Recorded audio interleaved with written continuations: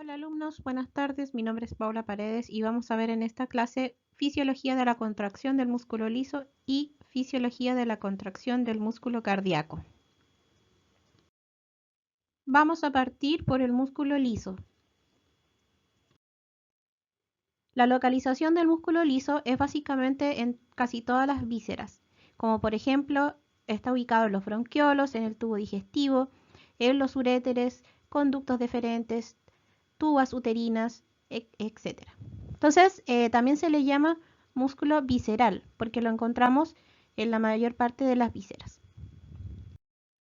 Desde el punto de vista histológico, la célula muscular lisa se caracteriza por ser una célula aguzada a los extremos y con un núcleo central. Como podemos visualizar en esta imagen, en este corte histológico, ahí podemos ver los bordes de la célula y como vemos su forma celular. Cuando el músculo liso se encuentra contraído, su contracción no es en forma longitudinal como sucede en el músculo esquelético, sino que la contracción es hacia el interior de la célula. Ahora vamos a ver la clasificación del músculo liso. Existen distintos criterios para la clasificación del músculo liso, pero la más conocida es la siguiente. Existe el músculo liso multiunitario y el músculo liso unitario. Aquí vemos la disposición de las fibras y su relación con respecto a la inervación. Vea las diferencias entre ambos tipos de músculos. Aquí podemos ver mejor este criterio de clasificación. Vea la relación que existe entre la fibra muscular lisa con su inervación. Vea cómo el terminal nervioso se relaciona con cada una de ellas, tanto en el caso del multiunitario como en el unitario. En el caso del músculo liso unitario, ¿ya? En este caso funciona como un sinsitio. ¿Qué quiere decir esto? De que todas las fibras musculares se contraen a la vez, debido básicamente a su tipo de inervación. Como podemos ver acá, las varicosidades o estas dilataciones neuronales va a liberar neurotransmisor que va a estimular a su vez a las fibras musculares de la superficie. A su vez, cada una de estas fibras musculares va a estimular a las otras fibras continuas para que se produzca la contracción. De manera que todas se contraen al unísono. A este tipo de músculo también se le llama músculo liso visceral porque se encuentra en la pared de la mayor parte de las vísceras del cuerpo, como por ejemplo el aparato digestivo, las vías biliares, los uréteres, el útero y los vasos sanguíneos. A continuación, en esta imagen vemos cómo las varicosidades se relacionan con la fibra muscular lisa. La estimulación se genera en la superficie del músculo y estas células que se encuentran en la superficie van a estimular a las que se encuentran en capas más internas.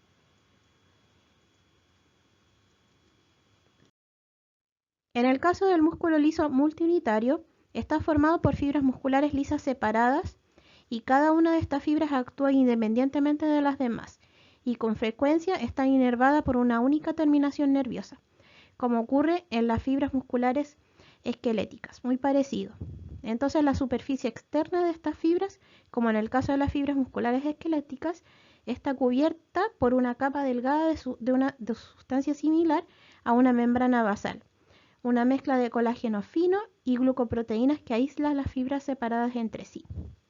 Las características fundamentales de la fibra muscular lisa multiunitaria es que cada una de las fibras se puede contraer independientemente de las demás y su control se ejerce principalmente por señales nerviosas. Por el contrario, una parte importante del control del músculo liso unitario es ejercida por estímulos no nerviosos. Por ejemplo, tenemos los músculos ciliares del ojo, los músculos del iris del ojo y los músculos piloerectores que permiten la erección del pelo cuando se estimula el sistema nervioso simpático. Visualice entonces cada una de estas varicosidades en contacto con cada una de las fibras musculares lisas. Esta tabla permite comparar cada tipo de fibra muscular lisa. En el caso del músculo liso unitario y en el caso del músculo liso multiunitario. Entonces, en el caso del músculo liso unitario funciona como un sinsitio. En el caso del músculo liso multiunitario funciona independientemente cada fibra. En el caso del unitario existe una única terminal nerviosa. En cambio, en el multiunitario existen varias terminaciones nerviosas. En el caso del unitario posee uniones en hendidura y en el caso del multiunitario no posee uniones en hendidura. En el caso del unitario existe un estímulo hormonal y en el caso del multiunitario existe un estímulo directamente nervioso. En el caso del unitario, el movimiento es coordinado, en cambio en el multiunitario el movimiento es fino. Para comprender la contracción del músculo liso, debemos entender la ultraestructura de este mismo, es decir, cómo las proteínas contráctiles y las proteínas que van a acompañar a estas proteínas contráctiles se organizan dentro de la fibra muscular lisa. Existen claras diferencias con el músculo esquelético. En el caso de la fibra muscular lisa, vamos a observar que no existe placa motora y no existe crestas y hendiduras subneurales como lo habíamos visto. No sé si recuerdan que el sarcolema de la fibra muscular esquelética tenía estas crestas y estas hendiduras subneurales. En este caso, vamos a encontrar estas caveolas o caveolinas, que también son depresiones de la membrana plasmática, pero no conforman esta ampliación en definitiva de la superficie del contacto de la motoneurona con la fibra muscular. En este caso, sí vamos a tener receptores específicos para ciertas hormonas o neurotransmisores. En el caso superior vemos la fibra muscular lisa no contraída y en el caso inferior vemos la fibra muscular contraída. Y vemos que su contracción es hacia el interior y la disposición de las proteínas contráctiles no es de manera longitudinal a la fibra muscular, sino que se produce esta disposición de manera oblicua.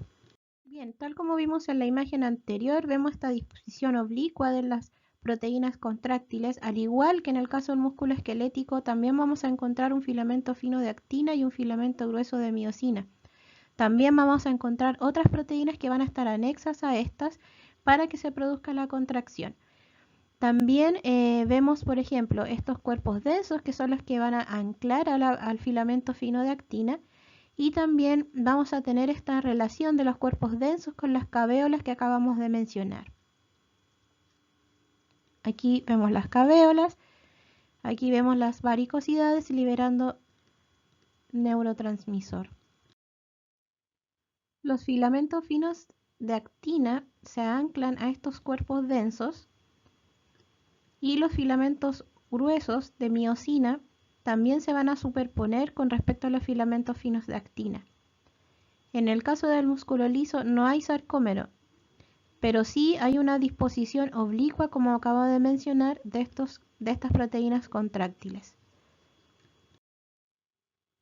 En esta imagen podemos visualizar mejor los filamentos finos y los filamentos gruesos, como mencioné anteriormente, no forman un sarcómero. También vemos los cuerpos densos, que son los que van a anclar con el filamento fino, es decir, con el filamento de actina. Entre los cuerpos densos también vamos a encontrar estos filamentos intermedios. Acá abajo vemos la disposición del filamento fino con respecto a la disposición del filamento grueso de miosina.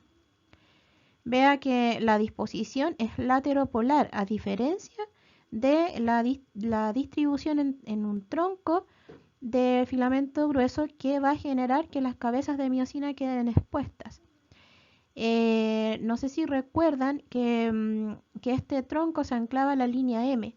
Acá no existe línea M, no existe sarcómero, por lo tanto esta disposición favorece mucho porque maximiza la sobreposición de los filamentos finos sobre los filamentos gruesos. Al igual que el músculo esquelético, vamos a encontrar una similitud en que las cabezas de la miosina se van a unir con las actinas G.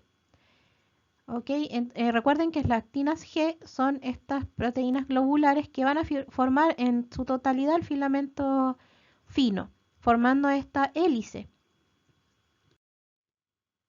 A veces yo comparo con el músculo esquelético para que puedan ver las diferencias y también las similitudes. En el caso del filamento fino de actina, en el caso del músculo liso, no sé si recuerdan que en el caso del músculo esquelético habían dos proteínas reguladoras que eran la troponina y la tropomiosina. Acá en el músculo liso también vamos a encontrar tropomiosina, pero la troponina es reemplazada por otras dos proteínas, las cuales van a ser el caldesmón y la calponina.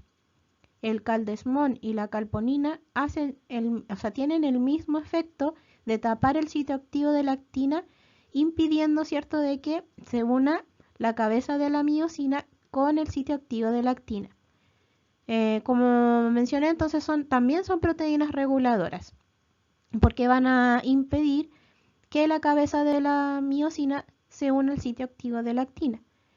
Para que ocurra la liberación de este sitio activo, también vamos a necesitar calcio.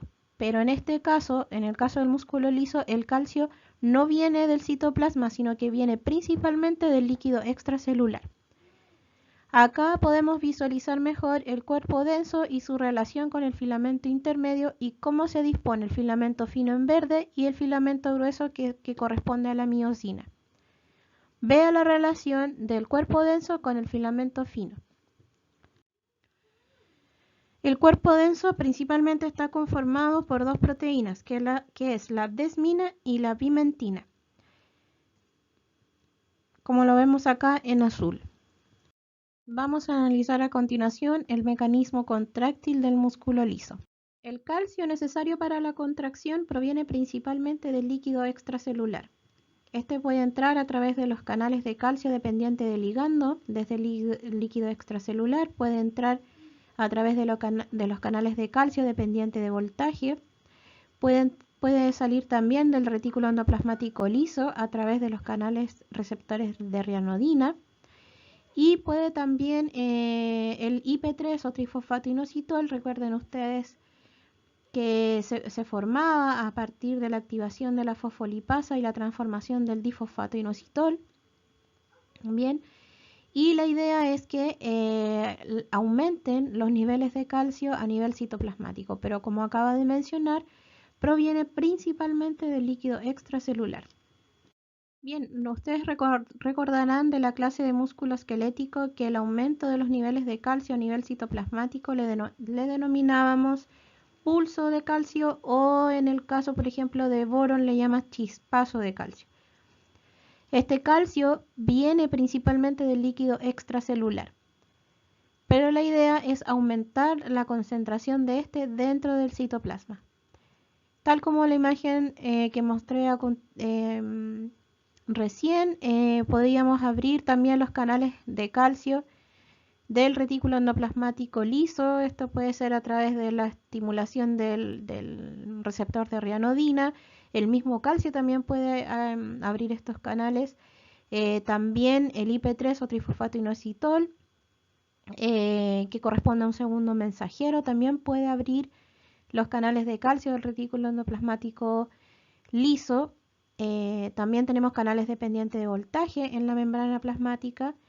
Y también tenemos ciertos canales dependientes de ligando, por ejemplo, en el caso de la membrana plasmática. La disminución de calcio es a través de las bombas de calcio, tanto dispuestas en la membrana plasmática como dispuestas en el sistema de membranas del retículo endoplasmático liso, que era la bomba cerca, si recuerdan, del músculo esquelético, que era la misma bomba de calcio. En el caso del músculo esquelético, recordarán que el calcio se une a la TC de la troponina.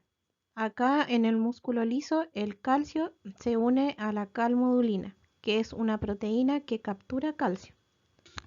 Entonces la concentración de calcio en el líquido intracelular del músculo liso se incrementa como consecuencia de la entrada de calcio desde el líquido extracelular, como habíamos mencionado anteriormente, a través de los canales de calcio o a la liberación de calcio desde el retículo endoplasmático liso. Entonces, Los iones calcio se unen a la calmodulina de forma reversible. El complejo calcio-calmodulina, como lo podemos visualizar acá, se une después a la miosina de quinasa de cadena ligera, que es una enzima fosforiladora y la activa.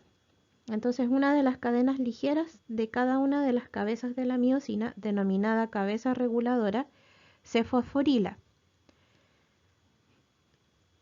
En respuesta a esta quinasa de cadena ligera de la miosina, sus siglas en inglés es MLCK. Cuando esta cadena no está fosforilada, no se produce el ciclo de unión, separación con la cabeza de la cabeza de la miosina con la actina G del filamento fino de actina. Entonces, cuando la cadena reguladora está fosforilada, la cabeza tiene la capacidad de unirse respectivamente al filamento de actina y de avanzar a través del proceso de ciclado o de acercamiento, es decir, sobreposición de los filamentos finos sobre los filamentos gruesos. Es muy parecido el sistema al músculo esquelético, pero en este caso hay una sobreposición completa de casi un 80%. Bien, en este esquema vemos en resumen el proceso. Tenemos el calcio extracelular, ingresa al citoplasma de la fibra muscular lisa. También puede salir desde el retículo endoplasmático liso. La idea es aumentar los niveles de calcio intracelular. Este se une a la calmodulina formando el complejo calcio-calmodulina. Este complejo va a activar la quinasa de cadena ligera de la miosina, lo que va a permitir la fosforilación de la cabeza reguladora de la miosina, y esta a su vez va a poder unirse a el sitio activo de la actina o del filamento fino. Bien, en esta imagen tenemos el resumen de todos los procesos que hemos hablado hasta el momento. Básicamente, para que se produzca la relajación del músculo liso, tiene lugar cuando los canales de calcio se cierran y la bomba de calcio transporta los iones calcio fuera del líquido, hacia afuera, hacia el líquido extracelular. Cuando las concentraciones de calcio disminuyen por debajo de un nivel crítico, los procesos que acabamos de ver se invierten automáticamente, excepto la fosforilación de la cabeza de la miosina. Entonces, la inversión de esta reacción precisa otra enzima, que es la miosina fosfatasa, que está localizada en el citoplasma de la fibra muscular lisa, y es importante porque escinde el fosfato de la cadena ligera reguladora de la miosina. Entonces no basta con que el calcio salga del citosol, sino que aparte de tener que sacar el calcio, debemos desfosforilar la cabeza de la miosina, como acabo de mencionar. Entonces después se interrumpe el ciclo y finaliza la contracción. Entonces, el tiempo necesario para la relajación del músculo liso está determinado básicamente por la cantidad de miosina fosfatasa activa en la célula. En esta figura podemos observar el resumen del proceso, como lo hemos descrito anteriormente. Debemos considerar que, a pesar de la escasez de filamentos de miosina en el músculo liso y a pesar del tiempo de ciclado de los puentes cruzados, la fuerza máxima de la contracción del músculo liso es mayor que la del músculo esquelético. Entonces, esta gran fuerza de contracción del músculo liso se debe al periodo prolongado de unión de los puentes cruzados de la miosina a los filamentos de actina. Una vez que el músculo ha generado la contracción máxima, la magnitud de la excitación continuada habitualmente se puede reducir mucho menos que el del nivel inicial, a pesar de lo cual el músculo mantiene una fuerza de contracción completa. La importancia de este mecanismo es que permite mantener una contracción tónica prolongada en el músculo liso durante horas y con un bajo consumo de energía. Es necesaria una señal excitadora continua, baja principalmente procedente de las fibras nerviosas o de los estímulos hormonales.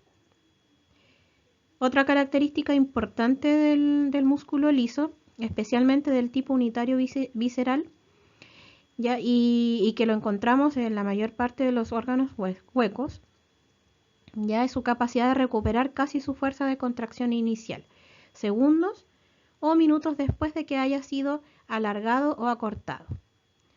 Entonces, por el contrario, cuando se produce una reducción súbita del volumen del órgano, entonces esto va a preceder después del aumento del volumen del órgano, ¿ya? Su importancia radica principalmente en que permiten, ¿cierto?, que un órgano hueco mantenga aproximadamente la misma presión en el interior del lumen, a pesar de los grandes cambios de volumen sostenido. En este gráfico podemos ver las claras diferencias entre la tensión generada por el músculo esquelético y la tensión generada por el músculo liso, en verde. Es más prolongada en el tiempo. Los fenómenos fisiológicos vistos anteriormente los tenemos resumidos en este cuadro resumen que les va a servir para estudiar. Vemos todo el proceso de contracción del músculo liso. Bien, por último vamos a ver la contracción del músculo cardíaco.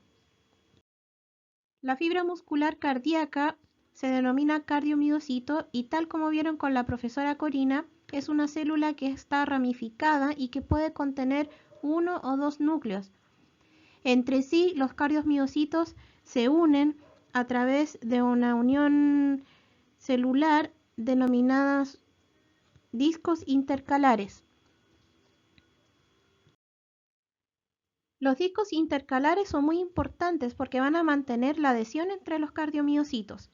De esta manera va a haber una comunicación tanto física como electroquímica.